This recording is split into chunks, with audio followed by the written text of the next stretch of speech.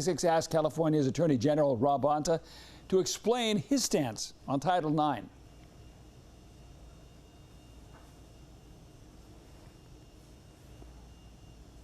California is in violation of Title IX regarding the transgender athletes being allowed to participate in girls' sports.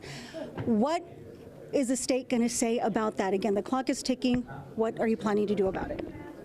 The federal government, unfortunately, has taken a very confusing and perplexing position that tackling discrimination, combating discrimination, is somehow discrimination.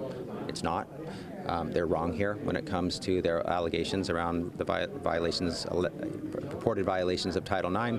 They're wrong when it comes to diversity, equity, and inclusion programs, and but they're pushing forward anyway. We believe in the rule of law.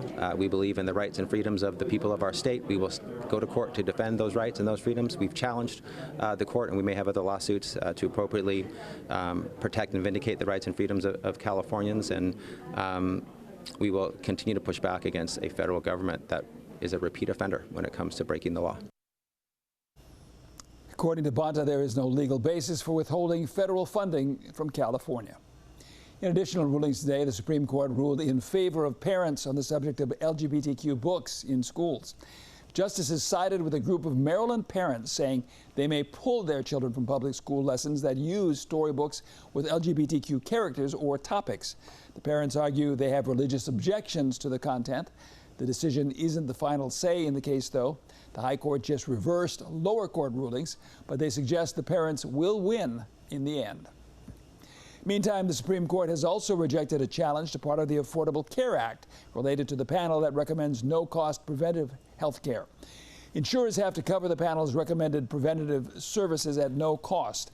The appeal never threatened to take down the Affordable Care Act, but it could have impacted millions of Americans' access to preventive care.